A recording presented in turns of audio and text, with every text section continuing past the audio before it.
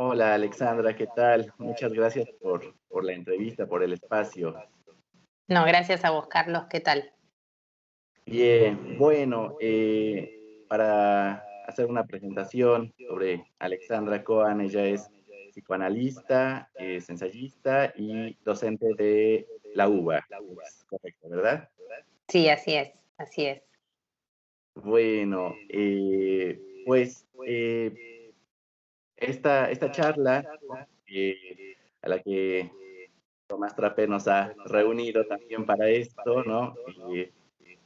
Me interesa mucho la parte de algunas cuestiones que se desarrollan en tu libro, Y sin embargo el amor, y me gustaría empezar algo que noté como una constante durante el texto es mencionar una posición de no saber, ¿no? Que se parte de lo no sabido, y me gustaría mucho preguntarte, bueno, ¿cómo te planteaste escribir en torno al amor a partir de lo no sabido? Mirá, no sé si me lo planteé estrictamente como digamos, como una intención, porque uno nunca sabe si va a lograr eso que se propone. Era un poco paradójico decir, voy a hablar del amor, pero no sé nada del amor, ¿no? Voy a escribir un libro sobre el amor, pero no sé nada del amor. Me parece que por ciertas devoluciones de lectores eso funcionó, porque me parece que no alcanza con pronunciarse si eso después no funciona en el texto o en la escritura. Y ahí es donde yo ubicaría la enunciación, que no es algo que uno elige, sino es algo que a uno ¿no? lo atraviesa de manera, yo diría, incluso inconsciente, ¿no? Que es desde qué lugar uno habla, cómo se posiciona. Eh, y ahí yo diría que en todo caso lo que yo sí estoy un poquito más segura es que estoy atenta a resistirme a eso que sé, porque no es verdad que uno no sabe, no es verdad que uno no sabe, pero el modo en que uno toma la palabra públicamente me parece que ahí sí yo estoy atenta en la medida de lo posible a no ni a dar clase, ni a dar cátedra, ni a ponerme en un lugar de estricto saber ¿no? Y suponer que el otro no sabe y entonces le explico. Eso te diría que me lo dio a lo largo de la vida profesional, digo, ¿no? El hecho de dar clases y también el propio análisis, digamos, ¿no? Ir gastando esa posición de saber, efectivamente, sea lo que sea que uno sabe, no importa, ¿no? Claro. Entonces eso está más, yo diría, en la enunciación que en la intención. Yo tenía esa intención, pero me parece que si eso funcionó en el texto tuvo más que ver con la enunciación que no manejo yo estrictamente, ¿no? Claro. Ahora que dices este tema de la enunciación, también hay cuestionamientos en torno a ciertas enunciaciones sobre lo que es el amor y lo que no es el amor, o lo que debería de ser el amor. Y me llama mucho la atención porque estas enunciaciones, que, bueno, uno las puede leer en las redes sociales, pero ya no solamente están en las redes sociales, ya están en las marchas, en las protestas, incluso algunas políticas, ¿no? O instituciones ya toman este tipo de enunciaciones y las llevan a la práctica de la política. Y me gustaría mucho saber, bueno, cómo dialogar con estas enunciaciones porque cada vez se vuelven más parte de políticas públicas. Ya no solamente están en las redes, pues ya no solamente están en la calle. Sí, totalmente. A mí me parece que suponer que eso es algo que solo pasa en las redes es, por un lado, desconocer las consecuencias que tienen los discursos en las redes, o sea, por un lado, desconocer la propia dinámica de las redes y por otro, en el sentido de subestimar eso, ¿no? Como decir, bueno, eso pasa en las redes, como si que pasara en las redes no tuviera consecuencias en otro lado, con lo cual ya ahí me parece a mí una tendencia a subestimar las redes en sí. Y por otro lado, desconocer que esa lógica que se impuso en las redes sociales tiende a desbordarse hacia otros ámbitos, que eso me parece lo grave, ¿no? Cuando efectivamente es al revés, no es que las redes replican otras cosas, sino que otras esferas que habitualmente no estaban regidas por las redes sociales empiezan a tener la lógica de las redes sociales. Al punto, como vos decís, de precipitar políticas públicas, al punto de institucionalizar eso que de algún modo, bueno, son son eslogans, son consignas vacías, son consignas que no producen ninguna consecuencia. Me parece que cuando el Estado se hace eco de eso y termina, el Estado, yo diría que abarca no solo la cuestión de las políticas públicas, o también yo incluiría ahí la universidad, porque a mí me parece muy importante leer lo que viene pasando en el ámbito académico, que es que también el ámbito académico, que usualmente era un lugar de resistencia a esos discursos del sentido común, empezó a incorporar eso, la academia, y dejó de ser un lugar de pensamiento, no toda, no estamos generalizando, pero digamos, esos discursos permearon en la academia, cuando en realidad, históricamente, la academia se mantenía justamente en una distancia crítica prudencial respecto de esos discursos ruidosos de la masa, diría, ¿no? Me parece grave eso, ya cuando eso permea en la universidad, porque empieza a teñirlo todo, tiñe no solo las formas de leer, porque la universidad para mí es un lugar donde, más allá de los contenidos, se aprende a leer, quiere decir, se aprende a ser crítico.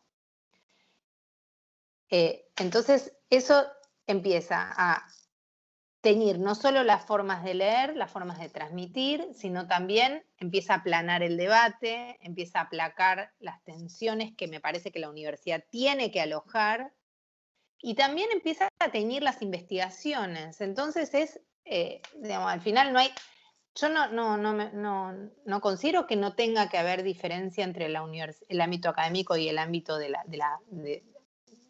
por fuera de la academia. En este sentido, digo, no. Me parece que la universidad tiene que ser un lugar de pensamiento crítico. Entonces, bueno, sí, es una pregunta para mantener. Creo que para mencionar a alguien que está haciendo esas muy buenas preguntas que Florencia Angileta en su nuevo libro Zona de Promesas, ella ahí hace esa pregunta y la despliega y la pone a funcionar, ¿no? La pregunta sería, ¿qué pasa cuando lo instituyente se convierte en instituido? Claro.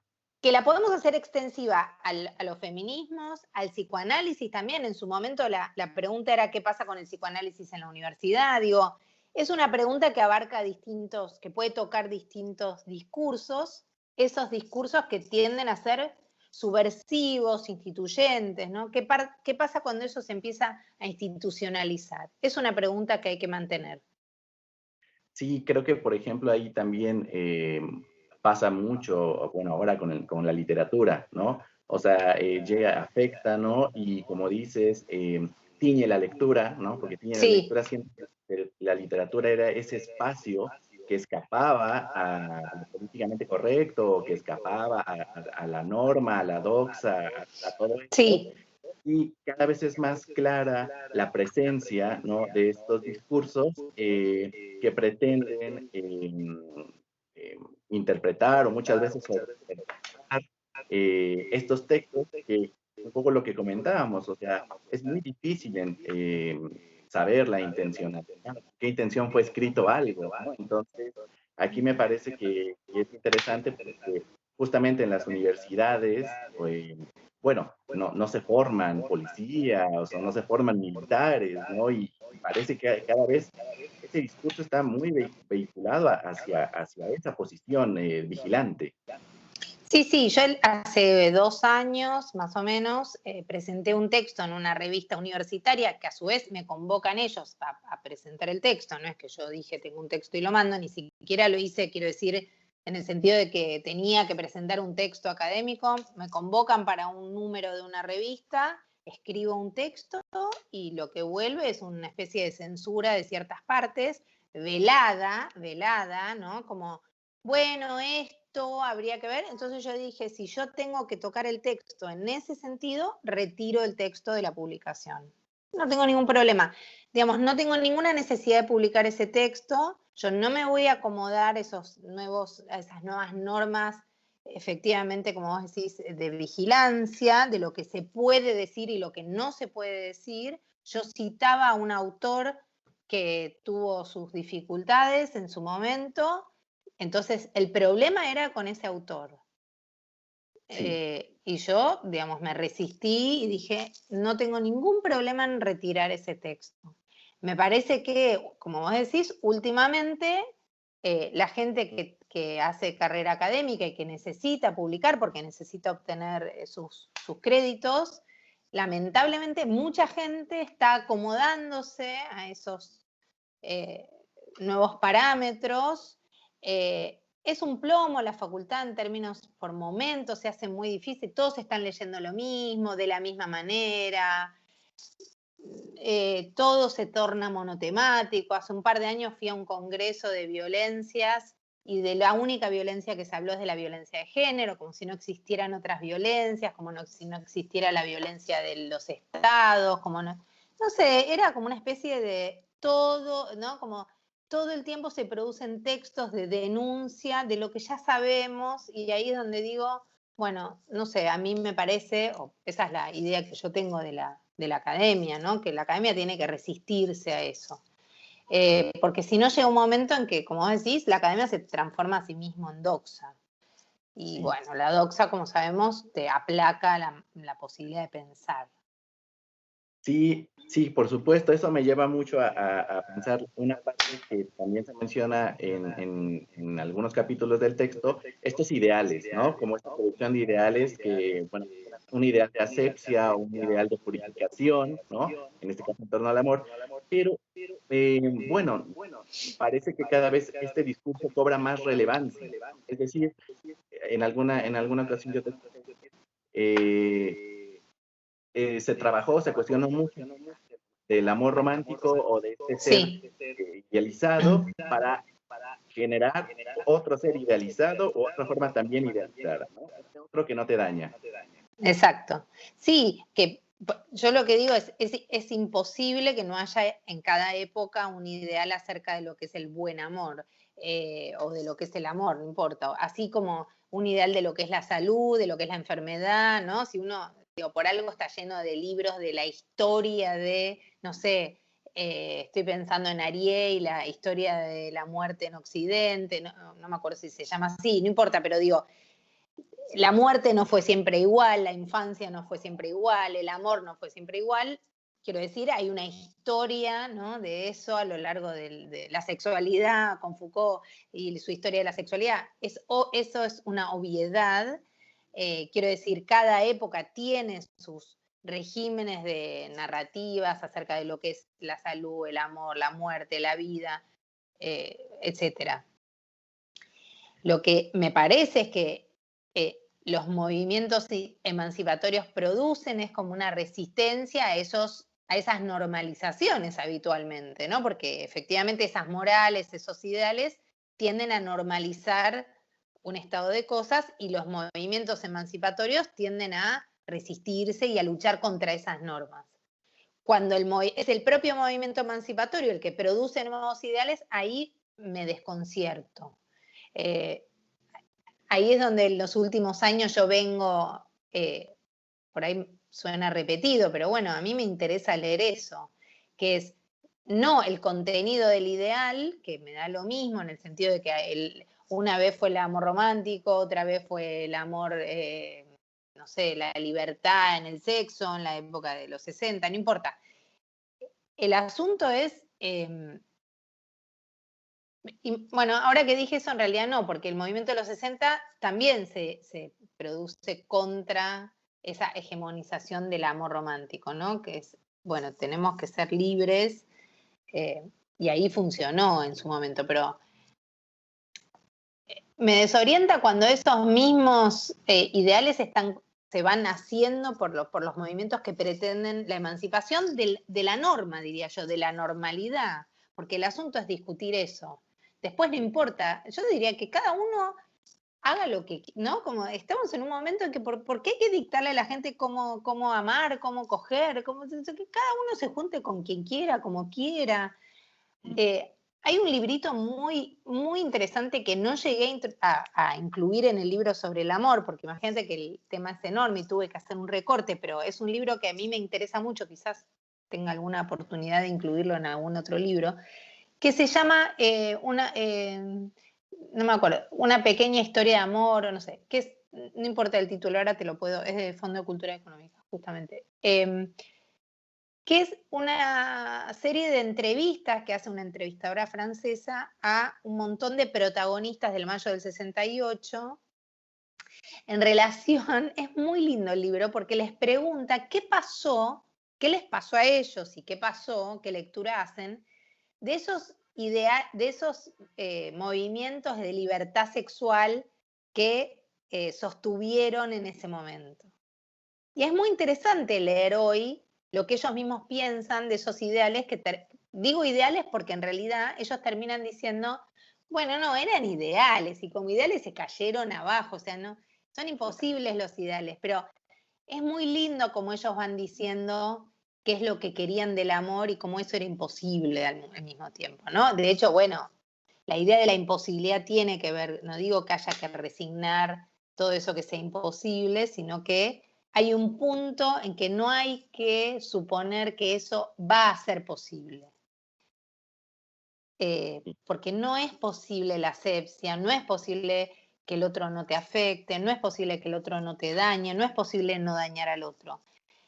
De hecho, yo seguí pensando algo que es la apatía actual, que se pone muchas veces a cuenta de la pandemia y que tiene que ver mucho con la pandemia, no vamos a negar esa realidad tan concreta que, ¿no?, que invadió nuestras vidas. Pero bueno, esa apatía ya venía de manera incipiente y la apatía tiene que ver con esta idea de que el otro no te afecte también, ¿no? Sí, Te- por ejemplo, surge mucho esto, el amor propio, el amor libre, el amor tóxico, ¿no? O sea, se vuelven estas adjetivaciones, ¿no? En torno al amor.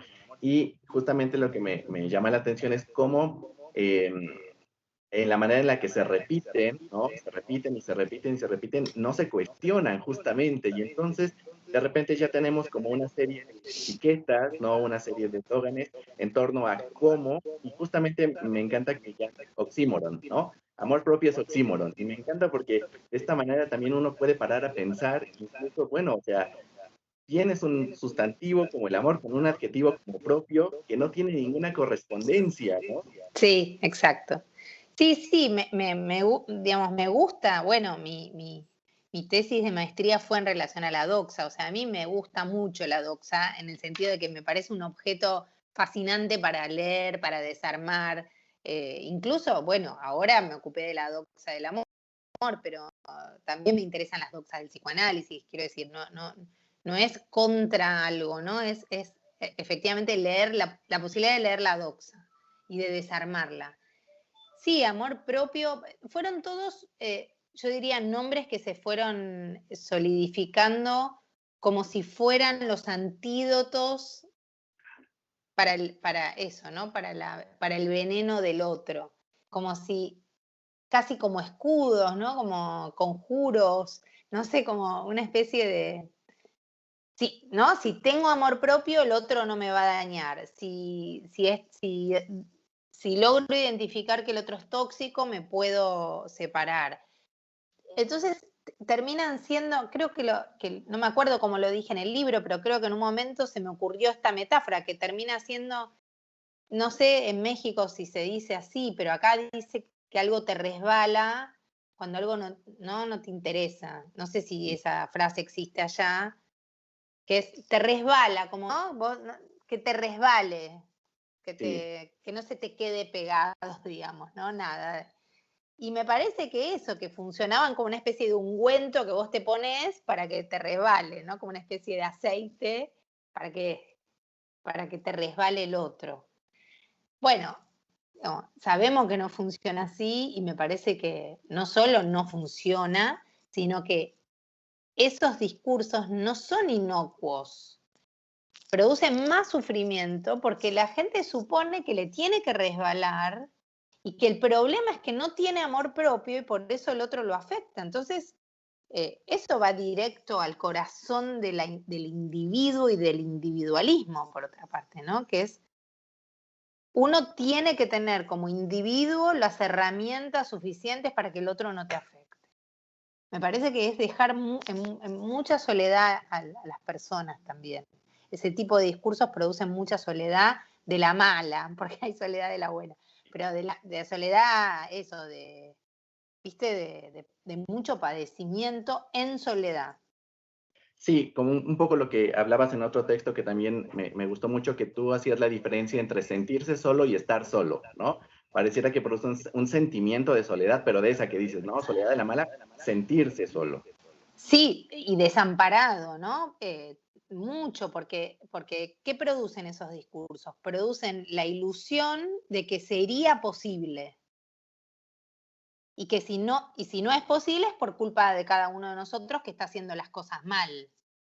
Que, ¿no? Esos discursos, dice, otra vez a mí, no sé, me engancho siempre con los mismos psicópatas, o yo tengo un imán para la gente mala, o no tengo suerte, o otra vez me equivoqué. Entonces, efectivamente, eso lo trabaja muy bien Eva Iluz también en relación al amor propio, cómo esos discursos terminan recayendo sobre el individuo. O sea, el individuo es responsable de sus propios fracasos, entre comillas.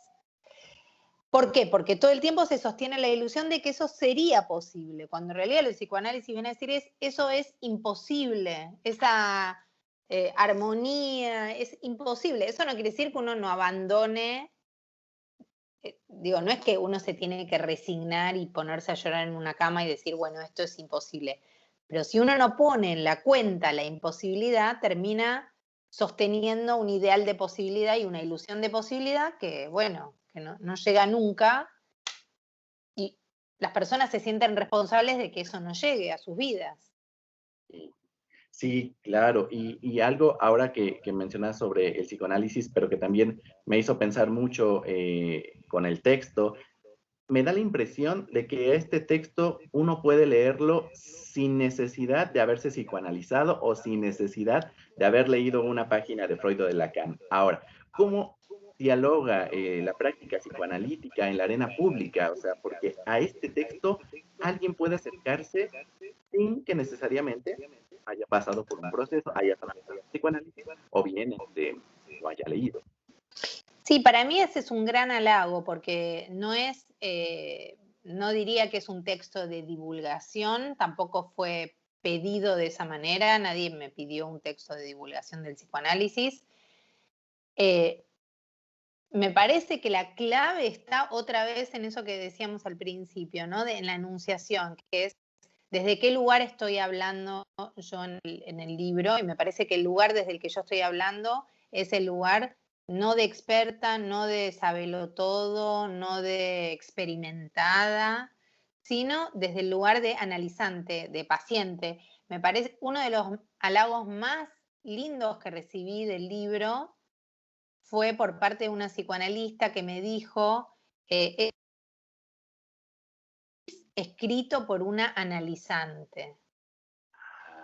Y eso me gustó mucho porque efectivamente uno podría decir el analizante, al igual que el que enseña, el enseñante, tiene una posición que es la de no saber, ¿no? Un poco como decía Lacan, que cuando hablaba en los seminarios estaba en posición de analizante y no de psicoanalista. Tu pregunta por las intervenciones de los psicoanalistas en la esfera pública es una pregunta que a mí me gusta mucho y que yo me la hago también, que es, ¿por qué un analista intervendría en la esfera pública? Y también la pregunta al revés, ¿por qué no? Pero en todo caso, lo que sí me parece que es, yo insisto con esto, ¿no? Perdón, pero es que me parece que es la única posibilidad de pensar ese tipo de intervenciones. ¿Desde qué lugar uno interviene? Porque está lleno la televisión, los medios, las redes, los textos de psicoanalistas que saben mucho. y que dicen lo que hay que hacer, cómo hay que hacerlo. O sea, no es que porque son, pero porque hablan desde el lugar de saber, ¿no? Y generalizan y entonces todo el tiempo están consultados como expertos. Claro. Entonces, me parece un problema responder como expertos, porque el psicoanalista no es un experto, Ajá. dado que su trabajo le impide, digamos, generalizar y el caso por caso y la singularidad. Entonces yo no puedo ir a la televisión a hablar de los efectos de la salud mental de la pandemia desde el psicoanálisis, ¿no? Cuando en general me consultan por esas cosas, yo después, digamos, no es que no acepte la convocatoria, a veces la acepto, a veces no, pero cuando hablo me pasa siempre lo que me vuelve en general es que hablé poniendo en juego un no saber, digamos, yo no tengo ningún problema en decir en la televisión, no tengo ni idea cómo se hace esto, ¿no? Que efectivamente, porque no tengo ni idea. Entonces, las intervenciones que yo fui teniendo en lo público, que uno podría decir desde todo lo que llevo escrito, los libros, los textos, las publicaciones ahora en el diario AR, yo pienso, leo y escribo así, no hago ningún esfuerzo, no hago ningún... No, me sale así, no sé, es como es al revés. Si vos me dijeras, ¿me podés escribir un texto, pero que no puedo, ¿no? Me sale así, pienso con otros, por eso cito tanto, hago preguntas que no tengo, digamos, no tengo la respuesta. Y en general lo que me vuelve es que eso se transmite así también. Sí. A mí me molesta, para retomar un cachito de lo que me preguntaste del libro, que no me olvidé, me molesta muchísimo la jerga lacaniana, me molesta muchísimo la jerga psicoanalítica. Y lo otro de eso no es estrictamente la divulgación. Yo no estoy en contra de la divulgación, para nada, porque a mí me parece que, como dice Freud, la divulgación en sí misma no es un problema, el problema es qué consideración tiene esa divulgación por el lector, ¿no? Porque tampoco todas las divulgaciones son iguales. Yo escribí el primer capítulo del libro y se lo mandé a la editora, que no es psicoanalista, y dije, a ver si este tono funciona o no funciona, y ella dijo, funciona.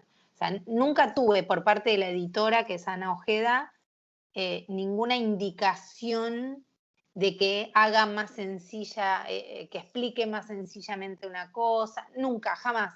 Las únicas intervenciones que tuve en el texto fueron de pura edición, pero no de contenido, en el sentido de, no, esto no se entiende. Ana Ojeda nunca me dijo, esto no se entiende, o las veces que me decía, ¿esto cómo sería? Y yo le contestaba, no sé, no se puede saber eso.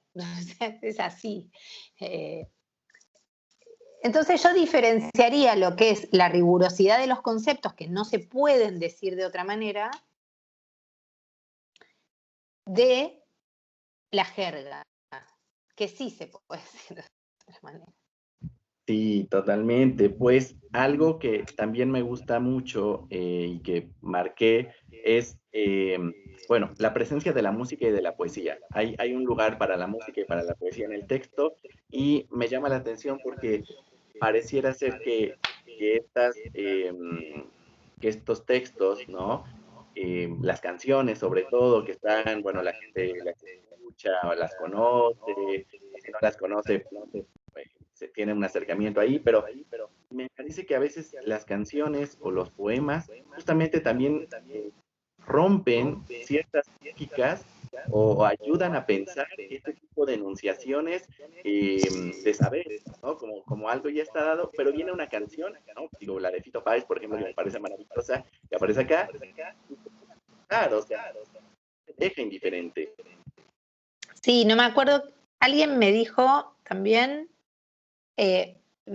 señaló algo parecido a lo que estás diciendo vos, que es, y que yo no sé si lo había pensado así intencionalmente, y es que hay un punto en donde yo me retiro y aparece la poesía la poesía de las canciones o la poesía de los poemas, digamos, que es como hay un punto en que yo no tengo más nada que decir y aparece eso, ¿no? Y efectivamente a mí me ocurrió durante la escritura, yo no tenía planeado, o sea, yo tenía un bosquejo del libro, ¿no? Como, bueno, más o menos había hecho un índice al principio, por dónde iba a pasar, más bien uno tiene cierta estructura que dice, bueno, desde acá hasta acá, pero en el transcurso de la escritura fueron pasando cosas que yo celebro porque me parece que una cosa es escribir un libro que uno ya sabe y otra cosa es escribir un libro que uno no sabe, ¿no? Que un libro que también me sorprende a mí en el propio camino de la escritura,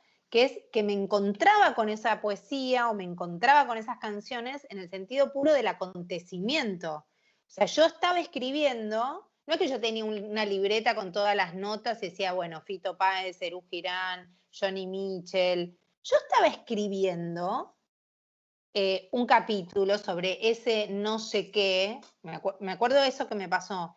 Y de golpe me acordé de la canción de Comes Love, Nothing Can Be Done. Me acordé de esa canción que además obviamente forma parte de mi educación sentimental, ¿no? Quiero decir, esa canción la escuché 28.000 veces con mi papá, porque mi papá escuchaba mucho jazz y yo también con él, y entonces yo me sé letras de muchísimos estándares de jazz por mi historia, entonces se me vino esa canción en ese momento. La de Fito Páez también, ese verso, ¿no? Yo no buscaba a nadie y te vi, es un verso que se me vino cuando estaba escribiendo. Lo mismo las canciones de Serú Girán, lo mismo y lo mismo con la poesía. No es que yo me senté a revisar mis libros de poesía y dije, a ver qué poemas incluyo, sino al revés. Me fui encontrando con eso a medida que fui escribiendo y eso me parece que produce ese efecto que vos decís. O sea, yo me alegro que eso que a mí me pasó durante la escritura te transmita, o sea, que eso esté en el texto, ¿no? Que es efectivamente, eso ocurrió. Sí, sí, porque, bueno, digo, entrando en una parte que también me interesa mucho y que has discutido, el tema de la violencia, ¿no? El tema de las violencias que se discute ampliamente, ¿no? Esos modos de relacionarnos con otro que están en la discusión, pero hay algo que se da por sentado ahora o que se anticipa, que toda relación amorosa está o libre de violencia o va a ser violencia, ¿no? Como que Sí, va a ser violenta, perdón, ¿no? ¿Tú qué dirías al respecto? sí, mira, diría eso que vos decís, que es hoy en día casi que no se puede hablar de amor sin que la violencia esté, como vos decís, o neutralizada o acechando, ¿no? Es amor y violencia casi que están en un mismo sintagma. Eso me di cuenta además en una entrevista que me hicieron, yo estaba escribiendo el libro, que la persona que me hizo la entrevista, en la misma pregunta me preguntó sobre el amor y la violencia, pero en la misma pregunta, y yo me acuerdo que le contesté, ¿por qué me estás preguntando por la violencia y el amor en la misma pregunta? O sea, ¿se puede hablar de amor sin hablar de violencia en todo caso? Es la pregunta que yo tengo, ¿no? ¿Podemos hablar del amor y aparte hablar de la violencia o necesariamente hay que hablar de las dos cosas a la vez?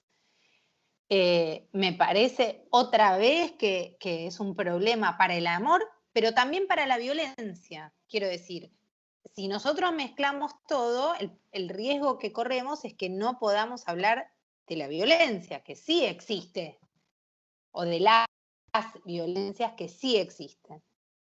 Porque ese mecanismo que vos ubicás termina casi naturalizando esa relación entre amor y violencia. Entonces eso tiene un doble problema.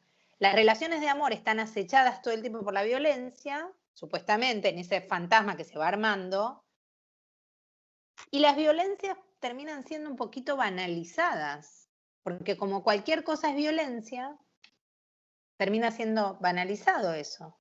Eso es algo que ubico muy bien Marta Lamas, ¿eh? Si todo es acoso, nada es acoso, en ese libro que entiendo que también tuvo su repercusión. A mí me gusta mucho Marta Lamas, soy lectora de todo lo que hace, veo todos los videos que están disponibles en YouTube. Me parece que fue un gran descubrimiento para mí Marta Lamas. Y es algo que también, desde otro enfoque, toma también en Zona de Promesa Florencia Angileta. Estoy mirando para acá porque acá tengo el libro, lo tengo muy cerca porque como recién salió, y además es un libro con el que yo obviamente dialogo mucho, me parece que ella también ahí tiene una hipótesis que es preciosa, ¿no? Que es son esas pequeñas ocurrencias que tienen muchas consecuencias para mí, ¿no? Que son como casi como epifanías, no sé, son cosas que me abren el mundo de una manera impresionante, que es, ella distingue daño de delito. Y me parece que ahí está eso que vos ubicas, que es, hablemos de amor, incluyamos el daño que puede producir el amor, o las relaciones amorosas, el daño que uno puede producir o que el otro puede producirnos. Pensemos, incluso, como dice ella, aunque ese daño sea un daño patriarcal, no importa, de las violencias. O sea, mantengamos separado daño de delito de las violencias en términos de delito, digo, ¿no? Mantengamos esos dos ámbitos separados porque si no, corremos ese doble riesgo. Y uno de los riesgos mayores para mí no es solo arruinarle la vida a alguien que se está iniciando amorosamente, que es decirle cuidado, cuidado, cuidado, cuidado, a alguien que está dando sus primeros pasos en las relaciones amorosas, que ya bastante zozobra produce, sino que además banalizamos las violencias. Sí. Ahora que mencionas a Florencia Anquileta, quien también recién escuché en el encuentro itinerante y que me parece muy interesante para leerla, pero hay alguien que también aparece mucho en el texto, dentro de todas las lecturas que me llama la atención, Anne Dupermantele. O sea, creo que es algo que, digamos, como un descubrimiento a partir de la lectura de Cinema, es leer a Anne. Me gustaría que pudieras ser... ¿A quién? No escuché. Anne Dupermantele. Ah, Dupermantel, sí. Sí, bueno, el apellido es complicado para mí, pero me gustaría mucho si nos pudieras contar un poquito esa experiencia de lectura con la obra de Anne. Mira, es una experiencia muy linda también, porque yo no la conocía porque no sé si estás al tanto, Nocturna Editora, que es la editorial que traduce acá o que trae los libros de Anne Dupermantel acá, recién ahora está, ¿no? Hay 3 títulos traducidos. Y ahí tuve que pensar mucho cómo hacer eso, porque yo ya estaba escribiendo el libro y sale Psicopatología de la vida amorosa, libro que me recomienda a mí mi amiga Virginia Cosín, que es una gran lectora además de escritoras. Bueno, es que es buena escritora porque es buena lectora. Ella me dice, ella pone en mis manos Psicopatología de la vida amorosa.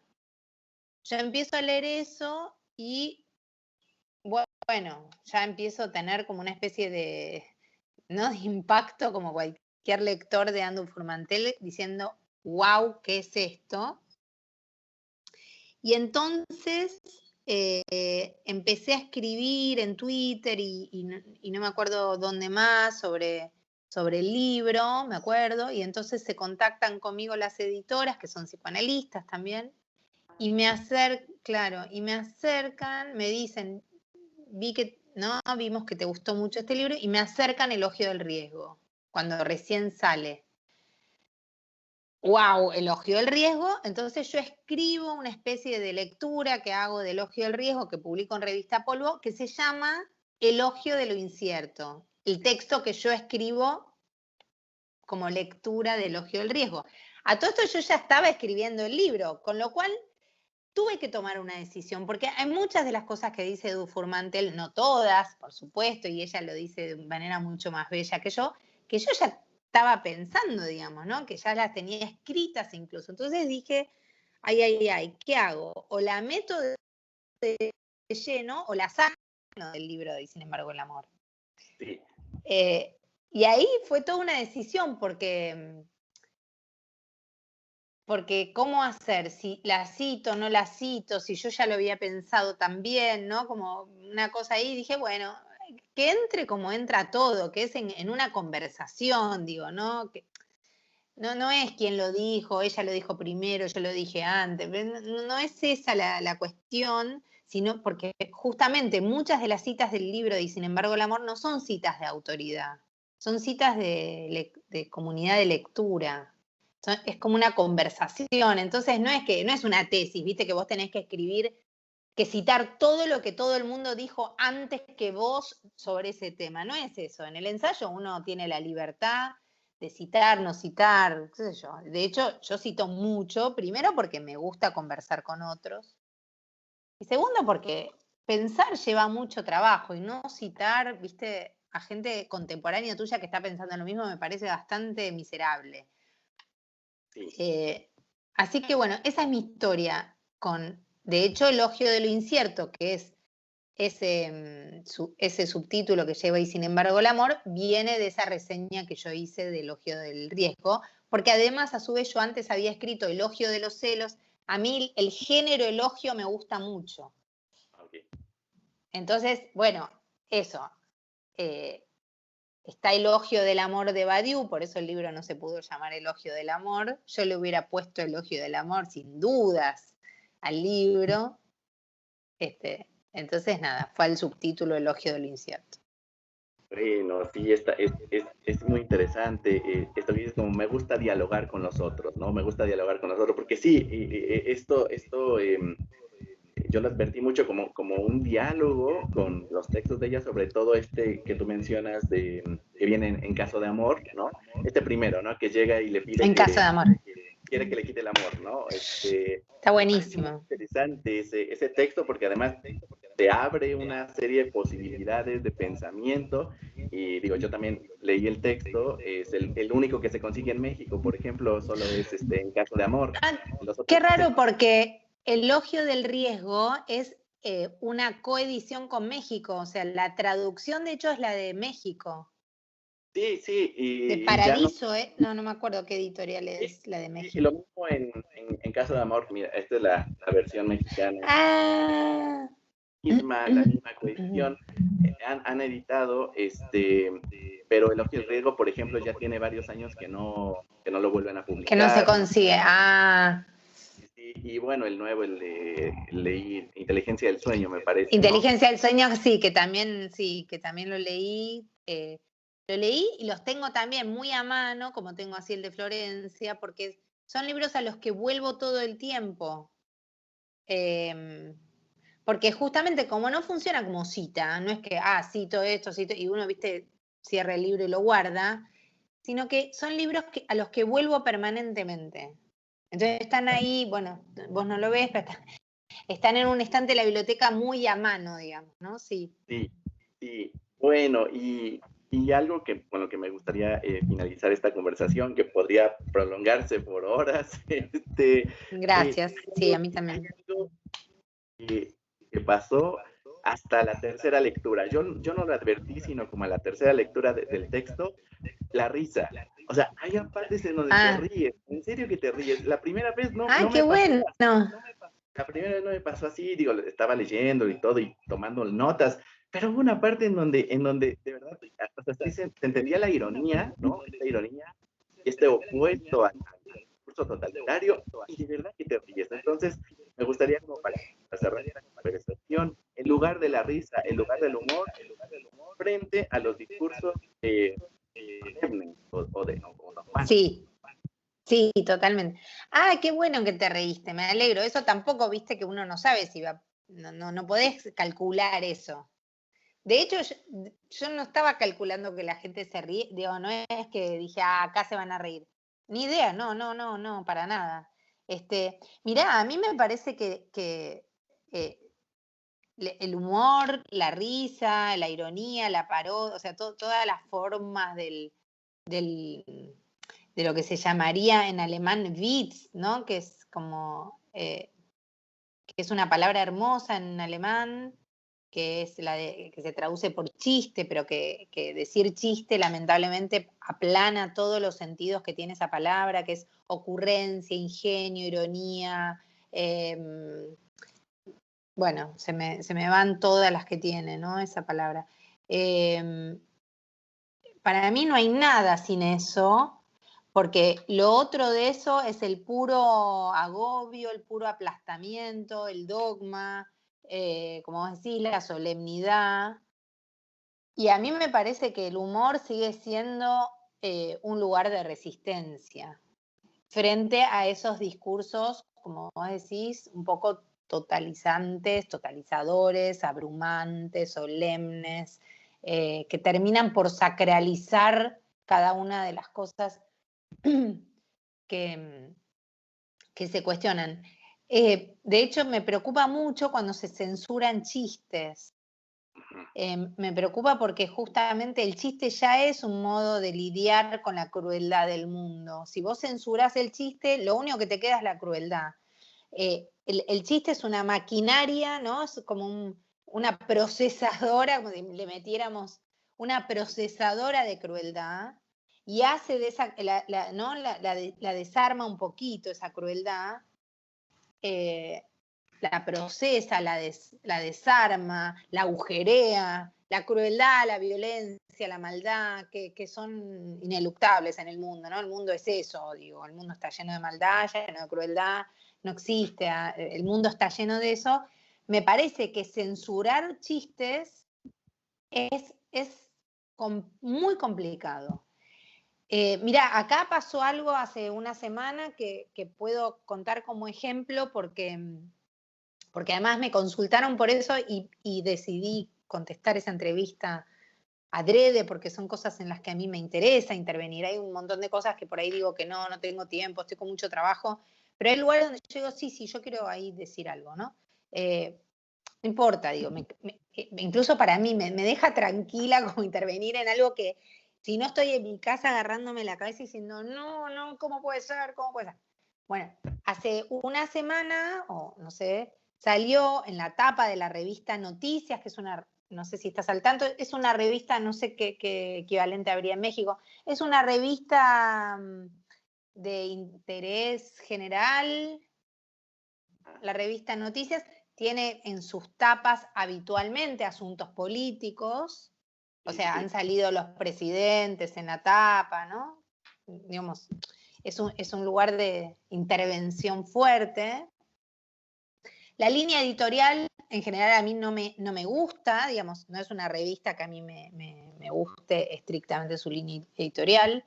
Alguna vez escribí ahí, o sea, además es una revista, digamos, que tiene su pluralidad, digamos, ¿no? Tiene su línea editorial, pero tiene su pluralidad, digamos. A mí me parece como, está bien como intervención pública. Salió en la tapa, la semana pasada, la podríamos buscar la tapa, hay una periodista acá que se llama Viviana Canosa, que tiene un programa en la televisión y en general hace circular no solo fake news, sino noticias peligrosas. Ya las fake news ya son peligrosas, pero es como más todavía. Yo no sé la diferencia, no estudio eso, no sé fake news, no sé. Tiene un discurso peligrosísimo del estilo, si toman lavandina no les contagia el COVID y se pone a tomar lavandina en cámara. Dice que los PCR están intervenidos para que haya más casos. Ese tipo de discurso, muy peligroso, muy peligroso. Entonces, la nueva etapa de la revista Noticias era una caricatura de ella con la cabeza toda abierta y decía rebeldía hueca. La rebeldía hueca de Viviana Canosa. Entonces, ¿qué pasó? Imagínate, esto es un gran, digamos, ejemplo. No pierdo de vista tu pregunta de la risa, ¿eh? Viene ahí porque me parece perfecto. ¿Qué pasó? Empezaron a circular pedidos, porque ahora es todo on demand, viste que ahora es todo on demand, no solo las películas, sino que intervenga el INADI, que es el organismo responsable de las regulaciones de discriminación, etcétera, que intervenga el INADI porque esto es discriminación y violencia de género. Sí, totalmente. Sí, bueno. La misma relación pasa acá con otros casos, pero que es lo mismo, ¿no? Alguien propaga fake news y después cuando se le cuestiona acusa violencia de género. Aquí tenemos el caso. Exacto. Pero aquí con una senadora, es lo más triste, que aquí una senadora que malinforma sobre la vacuna de Sputnik, por ejemplo, ¿no? Y cuando se le cuestiona, Exacto. Acusa violencia de género. Es impresionante. ¿Por qué? Pará, y el INADI se pronunció, eso es lo peor. O sea, hablando de instituido, instituyente, ¿no? Esto que hablábamos al principio. El INADI, que es un organismo del Estado, se pronuncia diciendo que sí es violencia simbólica y que además en un momento empieza a circular esta idea de que eso se resolvería con una editora de género cuando la directora de la revista Noticias es mujer. O sea, ahí en ese episodio, que de esos hay millones por semana, no sé si millones, pero digo, podemos tomar millones de microejemplos, ahí se ve, está cifrado el estado de cosas, ¿no? Que es ¿qué es más mientras que mi posición, ¿cuál es? La ironía de revista Noticias, te puede gustar o no, en el sentido de que puedes estar de acuerdo o no con el contenido de esa ironía, incluso a veces se han pasado de rosca, digamos, se han pasado de la raya, y la ironía tiene su hostilidad, pero a mí me parece que esa ironía tiende a contrarrestar esa peligrosidad del discurso de Canosa, que no se puede censurar por otra parte, porque la libertad de expresión, etc. Entonces, ¿qué se hace con eso? Me parece que la intervención de la ironía filosa de la revista Noticias es un antídoto contra esa peligrosidad. Si vos censurás la ironía, o si lo ponés todo a cuenta, además, si estamos pidiendo igualdad de género, yo entiendo que esa igualdad de género no pasa solamente por la misma cantidad de puestos de trabajo para mujeres que para hombres. Yo entiendo que también el rigor en términos de la cualidad, ¿no? de los análisis cualitativos es, si una mujer dice barrabasadas, hay que interceptarla del mismo modo que si las dice un hombre. No se puede uno resguardar en que es mujer y entonces puede decir cualquier cosa. Y eso la convierte a alguien en intocable, ¿no? La mujer termina siendo sacralizada. La mujer es intocable. Hay otra revista que se llama Revista Barcelona, que uno puede decir, la línea editorial tiene más que ver con lo que yo pienso, pero el mecanismo es el mismo, son irónicos, paródicos, filosos. De hecho, tuvieron un juicio y yo, por supuesto que si tengo que pensar, estoy en contra de ese juicio que le hizo una persona que es una persona de derecha, violenta, que la revista parodió, ironizó sobre esa persona y esa persona le hizo un juicio a esa revista. Yo estoy en contra de ese juicio. Entonces, es lo mismo, que es, ¿por qué permitir la ironía que sí nos gusta y no permitir la ironía que no nos gusta? ¿No? Como una cosa así. No, la ironía es una herramienta de intervención para contrarrestar ciertos discursos que si no se vuelven peligrosos en sí mismos, ¿no? Y me parece que eso, que es un gran ejemplo del tema de la risa como antídoto a eso que si no se erige enorme, absoluto y por lo tanto peligroso, ¿no? Sí, completamente. Bueno, pues ha sido muy placentera esta charla. Te agradezco Bueno, mucho. no, yo te agradezco a vos, Carlos, por la lectura y por el interés y por el espacio. Sí, bueno, aquí estaría, bueno, cuando el tiempo lo permita, ¿verdad? Y las circunstancias, sería muy interesante, bueno, presentar el libro acá en México, creo que. No, ni me hables, porque si yo te mostrara en este momento mi biblioteca, verías la cantidad de cosas mexicanas que yo tengo. O sea, mi amor por México es total, pero de verdad, y se me están rompiendo además los vasos mexicanos, con lo cual dije, yo siempre me consolaba diciendo, bueno, ya iré a México. Bueno, ahora no. Conozco muchos lugares de México, me gusta muchísimo México, y extraño mucho estar en México. Bueno, pues que la invitación queda abierta, Ojalá. cuando pueda ser posible, y el agradecimiento también nuevamente a Tomás Trapez por esta posibilidad de Le diálogo. agradecemos a Tomás Trapé y a Encuentro Itinerante, que es también un espacio de resistencia también y de intervenciones públicas muy interesantes. Sí, creo que hay un lugar un lugar vacante, lo leía con Aida Pereira, ella decía, hay un lugar vacante de la escucha, y estoy completamente de acuerdo. Hay un lugar vacante de la Sí, escucha. totalmente, totalmente de acuerdo. Bueno, muchas gracias, Carlos. Muchas gracias. Te mando un beso. Beso y un abrazo. Que sigan bien ahí. Chao, hasta luego. Gracias.